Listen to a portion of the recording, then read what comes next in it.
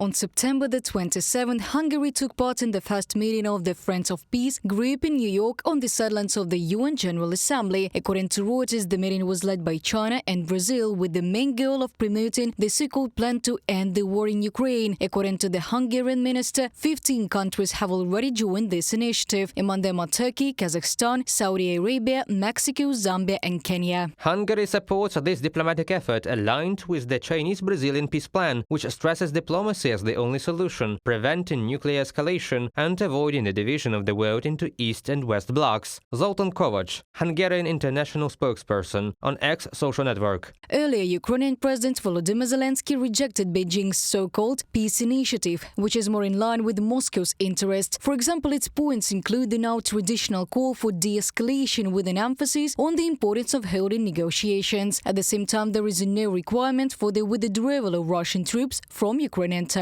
When some propose alternatives, half-hearted settlement plans, so-called sets of principles, it not only ignores the interests and suffering of Ukrainians, who are affected by the war the most.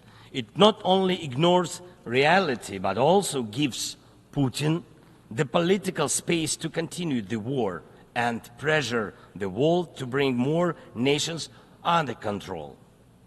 Any parallel or alternative attempts to seek peace are, in fact, efforts to achieve a lull instead of an end to the war.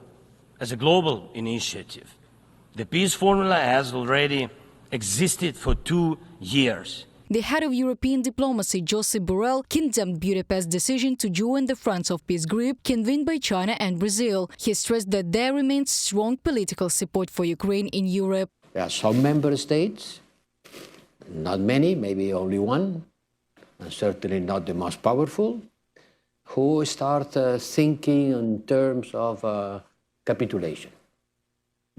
Talking about peace, certainly. Nobody uses the word capitulation, but the way they approach is quite equivalent.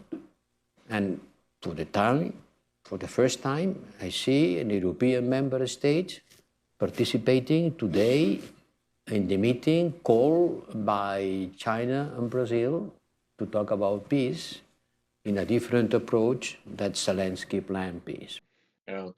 Orban is a man of power. He acts in accordance with his logic, and therefore he sells his influence wherever possible. The EU says that Hungary has great ties with Russia and China. Then there are relations with Turkey. They take money everywhere. They take opportunities to support their power everywhere. Beijing's negotiations on peace in Ukraine, as Blinken noted, do not correspond to reality. He stated this after a meeting with Chinese Foreign Minister Wang Yi on the sidelines of the UN General Assembly in New York. According to Antony Blinken, China continues to support Russia's defense industry base. For example, about 70% of machine tools and 90% of microelectronics are supplied from China and Hong Kong to the Federation. This has significantly helped Moscow produce missiles, armored vehicles and ammunition, Blinken emphasized. So when Beijing says that on the one hand that it wants peace, it wants to see an end to the conflict, but on the other hand is allowing its companies to take actions that are actually helping